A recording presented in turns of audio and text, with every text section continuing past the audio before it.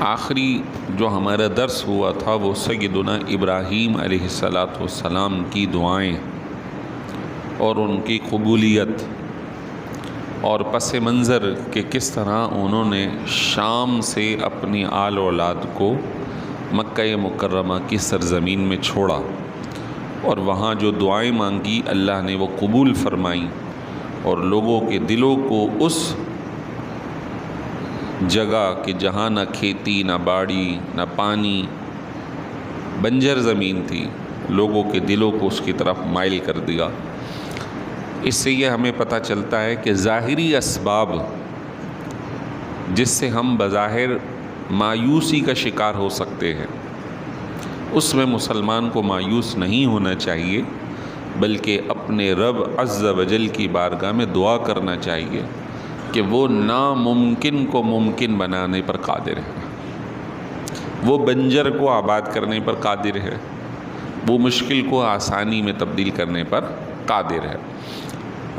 اور بزرگوں کا طریقہ ملتا ہے کہ انہوں نے مایوسی نہیں اختیار کی، انہوں نے دعائیں کی، اور یہی جو دعا ہے یہ مومن کا ہتھیار ہے، یہی توکل علی اللہ ہے، یہی بھروسہ ہے اللہ کی ذات پر، اور یہی ایمان کا حصہ، کیونکہ آخری آیت وہی ہے جو ہم دعا نماز میں پڑھتے ہیں، ربی جعلنی مقیم الصلاۃ ومن ذریتی ربنا وتقبل دعا ربنا اغفر لی ولوالدی وللمؤمنین یوم یقوم الحساب۔ مولا مجھے میری اولاد کو نمازی بنا دے،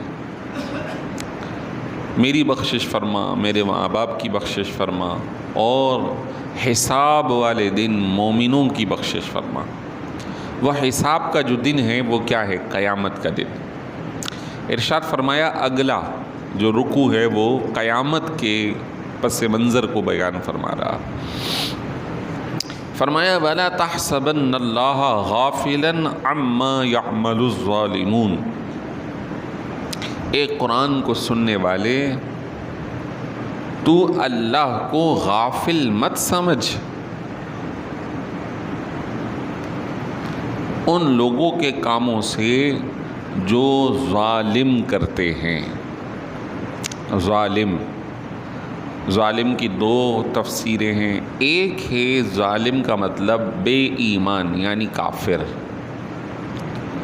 جو کافر کام کر رہے ہیں اسلام اور صاحب اسلام یعنی مسلمانوں کے خلاف، اسلام کے خلاف اور نبی رحمت صلی اللہ تعالی علیہ وسلم کے خلاف جو لوگ سازشیں کر رہے ہیں، تو ایک قرآن کے سننے والے تو اللہ کو غافل مت سمجھنا، اللہ ان سب کی پکڑ فرمائے گا۔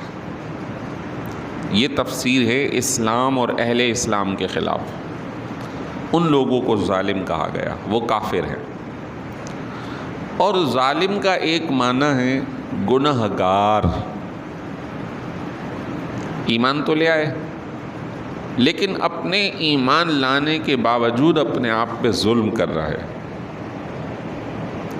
وہ ظلم کیا ہے؟ اگر سزا ملے گی تو اس کا سبب کون ہوگا؟ وہ ہم خود ہوں گے، ہمارے کردار اور اعمال ہوں گے۔ تو فرمایا تم گناہ گارو اللہ کو غافل مت سمجھنا، اللہ ہر ایک کو جانتا۔ اور یہ آیت جب مکہ مکرمہ میں اتری ہے تو اس پس منظر میں مفسرین نے کہا کہ جو لوگ سرکار دو عالم صلی اللہ علیہ وسلم اور مسلمانوں کے خلاف سازشیں کر رہے تھے اور اسلام نہیں لا رہے تھے اور اسلام لانے والوں پہ ظلم و زیادتی کر رہے تھے، تو سرکار دو عالم صلی اللہ علیہ وسلم کو فرمایا اے حبیب آپ غافل مت سمجھیے ان ظالموں کے عمل سے۔ تو حضور تو غافل نہیں سمجھتے تھے، حضور کا تو عقیدہ اللہ ہر چیز جانتا ہے، مراد جس طرح آپ پہلے اس عقیدے پر قائم ہیں آئندہ بھی قائم رہی ہے، اور اپنے ماننے والوں کو بھی یہ بتائیے۔ اس کے اوپر ایک حدیث یا ایک واقعہ وہ عرض کر دیتا ہوں۔ ایک صحابی رسول جن کا نام ہے حضرت خباب، کیا نام ہے؟ خباب، یہ خباب بن الارت وہ صحابی ہیں جو اسلام لانے میں چھٹے نمبر پہ ہیں، سادس الاسلام، چھٹے نمبر پہ جو شخص مسلمان ہوئے وہ حضرت خباب ہیں۔ حضرت خباب ایک یہودیہ عورت کے غلام تھے، اور وہ اسلام لانے کی وجہ سے سرکار دو عالم صلی اللہ علیہ وسلم کے ساتھ وابستگی کی وجہ سے وہ حضرت خباب کو مارتی تھی، اور ایک مرتبہ تو ایسا ہوا اس نے آگ دہکا کر جب انگارے سرخ ہو گئے تو اس پر ان کو لٹا دیا۔ جب لٹایا تو ان کی کمر کی کھال جل گئی، تو کھال کے ساتھ جو مادہ چربی جس کو کہہ سکتے ہیں وہ نکلا، خون نکلا، اس مادے سے وہ انگارے بجھے، تو اس وقت ان کی کمر کا، ان کی تکلیف کا اندازہ کیا جا سکتا ہے کہ کیا ہوا ہوگا۔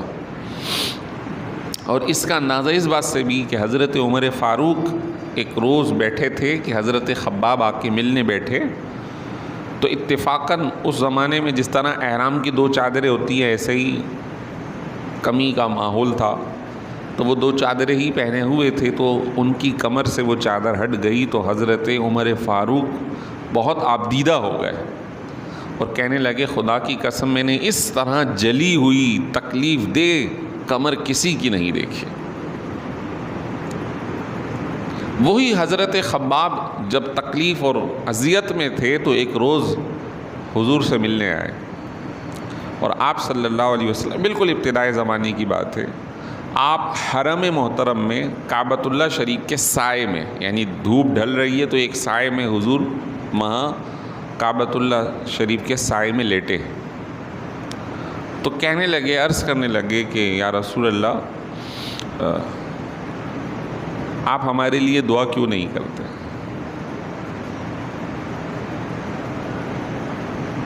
تو اب حضور علیہ السلام جو لیٹے تھے وہ اٹھ کر بیٹھ گئے، اور کیا مطلب اس قدر یہ ہم پہ ظلم و زیادتی کر رہے ہیں، ان پہ عذاب آ جائے، ان سے ہماری جان چھوٹ جائے۔ فرمایا کہ صبر کرو، تم سے پہلوں پر تم سے زیادہ سخت آزمائش آئی ہے۔ اور پھر آپ نے تذکرہ فرمایا کہ پرانے زمانے میں ایمان لانے کی سزا یوں دی جاتی تھی کہ سر پر آرا رکھ کر چلایا جاتا تھا، جس سے انسان کے 2 ٹکڑے ہو جاتے تھے، لیکن اس کے باوجود وہ اپنے دین کو نہیں چھوڑتے تھے۔ اور پھر فرمایا کہ ان قریب ایک وقت آئے گا کہ اسلام غالب ہوگا، اور صنعاء سے ایک عورت حرم تک چلے گی اور اسے کسی کا خوف نہیں ہوگا۔ صنعاء ایک شہر ہے جو کہ یمن میں موجود ہے، یمن مکے سے کچھ قریبی علاقہ، ابھی بھی آپ میپ پر دیکھ سکتے ہیں، لیکن پھر بھی وہ کافی دور ہے، دوسرا ملک ہے۔ یمن سے چلے گی صنعاء سے، اور یہاں تک اسے کوئی خوف نہیں ہوگا۔ بتانا مقصود یہ ہے کہ سرکار دو عالم صلی اللہ علیہ وسلم کا بھی عقیدہ یہ کیا اللہ تعالیٰ غافل نہیں ہے، اللہ ان کو سزا دے گا، لیکن صبر و تحمل یہ بات ارشاد فرمائی گئی۔ تو پھر یہاں بھی فرمایا کہ آپ اللہ کو غافل مت سمجھیں ظالموں کے عمل سے، انما یؤخرہم لیوم تشخص فیہ الابصار، اللہ تو انہیں ڈھیل دے رہا ہے اس دن تک کے لیے کہ جس دن آنکھیں کھلی رہ جائیں گی، یعنی جب قیامت کا وقت ہوگا تو اس وقت آنکھیں کھلی رہ جائیں گی، اور اس قدر حیرانگی اور دہشت کا وقت ہوگا کہ انسان پلک نہیں جھپک سکے گا، جیسے کسی چیز میں تعجب ہو جاتا ہے تو دیکھتا ہی رہ جاتا ہے یہ کیا ہوا، تو قیامت کی اس قدر ہولناک کی ہوگی۔ فرمایا مہطعین مقنعی رؤوسہم، سر اوپر کو اٹھائے ہوئے ہوں گے اور بے تحاشا دوڑ رہے ہوں گے، سر اٹھایا ہوا ہے اور دوڑے چلے جا رہے ہوں گے۔ لا یرتد الیہم طرفہم، اور ان کی نگاہیں پلٹ کر ان کے پاس نہیں آئیں گی، یعنی وہ نگاہیں جھپکیں گی نہیں۔ بس وہ آنکھیں کھلی ہوں گی اور دوڑ رہے ہوں گے اللہ کے حکم پر. وَأَفْئِدَتُهُمْ هَوَاءٌ، اور ان کے دل ہوا ہو رہے ہوں گے، یعنی اڑے ہوئے ہو رہے ہوں گے. اس دل میں کوئی خیال نہیں ہوگا، بس اللہ کی گرفت کی فکر. تو اللہ تعالیٰ ان کو اس دن تک ڈھیل دے رہا ہے. اب یہاں پہ ایک سوال ہے جو مفسرین نے قائم کیا، بھئی ظالمین کو اتنے لمبے عرصے تک کے لیے ڈھیل کیوں دی جا رہی ہے؟ تو اب اس کا جواب احادیث طیبہ میں. اس کا جواب یہ ہے کہ ایک حدیث شریف کے مطابق جو شخص صحیح راستہ اختیار کرے اور نیا کام نیک شروع کرے تو اس کو بھی ثواب ملے گا، آئندہ جو کرنے والے ہوں گے اس کا بھی ثواب اسے ملے گا. اور جو شخص کسی برے کام کو شروع کرے گا تو اس کو بھی عذاب ملے گا، اور جو بعد میں اس جیسا کام کر رہے ہوں گے ان کی سزا بھی اسے مل رہی ہوگی. تو ان لوگوں کو ڈھیل اس وجہ سے ہے کہ صرف اس کی سزا اسے نہ ملے بلکہ اس کے نقش قدم پہ چلنے والے ہر ایک کی سزا بھی اسے ملے. تو گویا عذاب دگنا چگنا بڑھتا جائے گا. ایک حدیث شریف کے اندر یوں بھی موجود ہے کہ قیامت تک جو لوگ کسی کو قتل کریں گے تو قاتل کو تو سزا ملے گی، لیکن اس کی سزا حضرت آدم کے بیٹے قابیل کو بھی ملے گی. قیامت تک قتل ہونے والوں کی سزا اسے بھی ملے گی. اللہ اکبر. قابیل کو کیوں ملے گی؟ قتل تو اس نے اس کو کیا.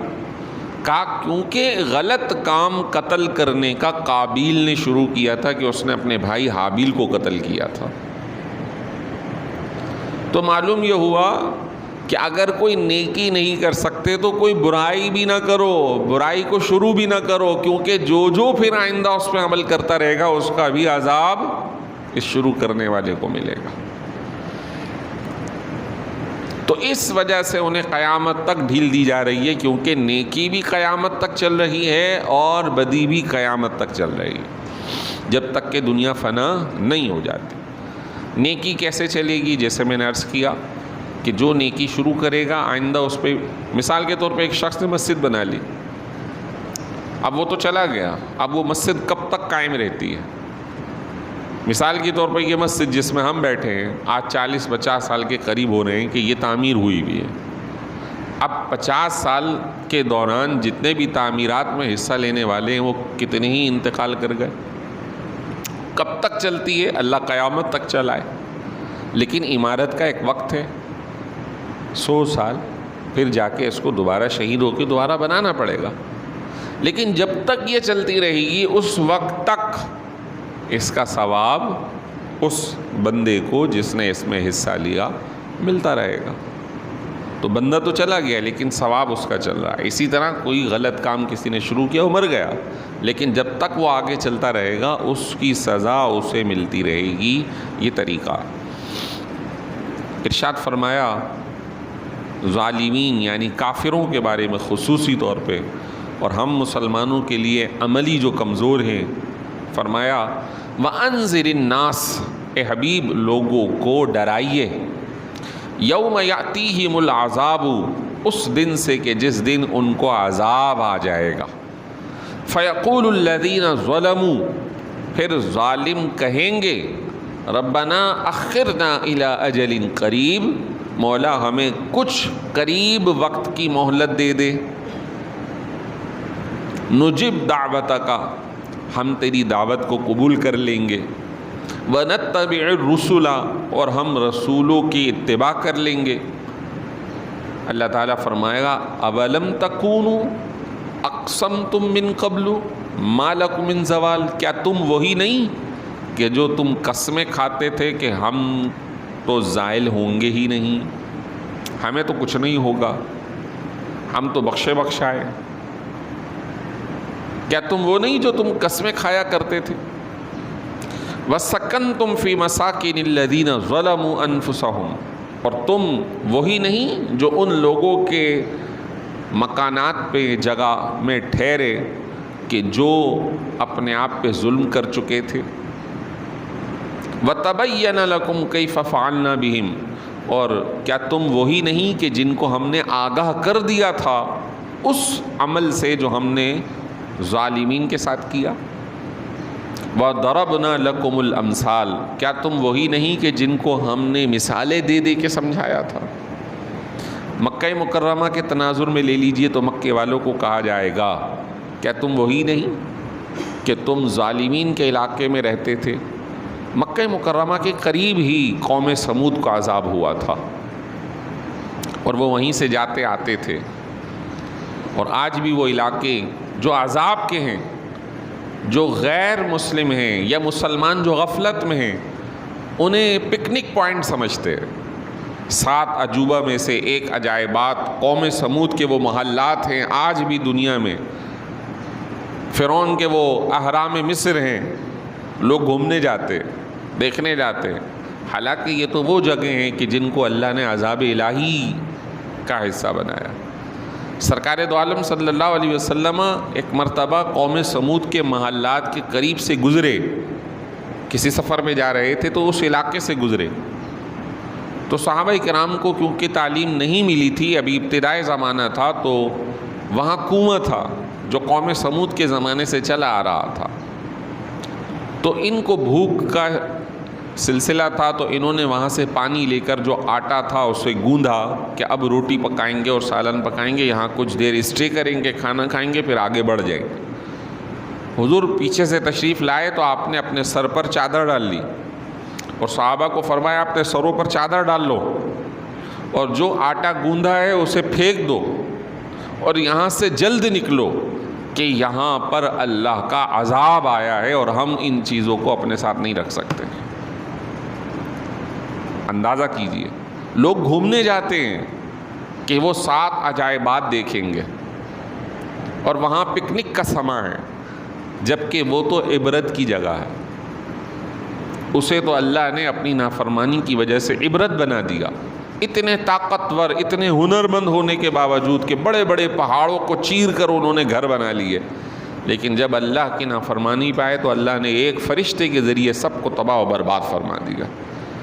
آج لوگ گھومنے جاتے ہیں بحر میت، ڈیڈ سی، کہ وہاں پہ قوم عاد کو عذاب آیا، قوم لوط کو۔ قوم لوط کیا تھے؟ گناہوں میں مبتلا تھے، مرد سے اپنی خواہش پوری کر رہا تھا، بدکاریاں کر رہے تھے، اللہ نے پوری قوم پہ آگ کا عذاب نازل فرمایا۔ وہ پانی پر بھی اس کا اثر ہے کہ پانی اپنی حیت کو چھوڑ بیٹھا، کہ جو پانی میں زندہ جاتا ہے پانی اندر اس کو غرق کر لیتا ہے، لیکن وہ پانی اپنی حیثیت کھو بیٹھا اور وہ مردہ ہو گیا۔ آج اس کا نام البحر المیت ہے، ڈیڈ سی ہے، جو جاتا ہے وہ پری تیرتا رہتا ہے، لوگ وہاں پکنک پوائنٹ کے طور پہ تیرے نہیں جا رہے۔ یہ تو عذاب الہی کی جگہ، ایسی جگہوں سے اپنے آپ کو دور رکھنا ہے، عبرت لینی۔ فرمایا کیا تم وہی نہیں جو تم ان کی جگہ پہ رہا کرتے تھے، تمہیں مثالیں دی گئی تھیں، تمہیں یہ بتا دیا گیا تھا کہ ان کے ساتھ کیسا عذاب آیا۔ وَقَدْ مَكَرُوا مَكْرَهُمْ وَعِنْدَ اللَّهِ مَكْرُهُمْ، انہوں نے مزید اپنی سازشیں گھڑیں اور اللہ کی یہاں ان کی ساری سازشیں لکھی ہوئی ہیں۔ وَإِنْ كَانَ مَكْرُهُمْ لِتَزُولَ مِنْهُ الْجِبَالُ، اگرچہ ان کی سازشیں ایسی خطرناک تھیں کہ پہاڑ اپنی جگہ سے ہلا دیے جائے۔ یہ سازش کیا تھی؟ یہ مکے والوں کی سرکار دو عالم صلی اللہ علیہ وسلم کو شہید کرنے کی سازش تھی، کہ جب آپ کے حجرے کا ہجرت والے دن احاطہ کر لیا تھا کہ ان کو قتل کر دو، ان کو شہید کر دو۔ آج بھی وہ ساری سلطنتیں جو سرکار دو عالم صلی اللہ علیہ وسلم کی گستاخی میں ایک ہو گئیں، جیسے فرانس نے کیا، لوگوں نے اس کی حمایت کی، آج پوری قوم عمران خان کے اس کے اوپر نکلی ہوئی ہے، لیکن جب یہی صاحب ان سے کہا گیا کہ ان کی مخالفت کرو جو سرکار دو عالم صلی اللہ علیہ وسلم کی ملکی سطح پر مخالفت کر رہے ہیں، تو اس وقت کہتے تھے کہ کیا ہم پورے یورپ سے لڑائی لڑیں؟ ہم کیسے ان سے یہ بات کر سکتے ہیں؟ مکافات عمل ہے، آج نہیں تو کل سلطنتیں چند دنوں کی ہوتی ہیں، جو آپ نے برے کام کیے اس کا جواب دینا پڑے گا۔ ہر بندے کے ساتھ ہمارے ساتھ یہی ہے، ہر بندہ اپنی حیثیت کے اندر سرکار دو عالم صلی اللہ علیہ وسلم کی عزت و ناموس کی حمایت کرے، اس کی حفاظت کرے، اس کے لیے کوششیں کرے۔ بہرحال فرمایا فَلَا تَحْسَبَنَّ اللَّهَ مُخْلِفَ وَعْدِهِ رُسُلَهُ، اے سننے والے تو اللہ کو اپنے وعدے کے خلاف نہیں سمجھ کہ جو اس نے اپنے رسولوں سے وعدہ کیا، وہ اپنے رسولوں سے کیے ہوئے وعدے کے مخالف نہیں ہوگا۔ ان اللہ عزیز ذو انتقام، بے شک اللہ تعالیٰ بہت غالب اور انتقام لینے والا۔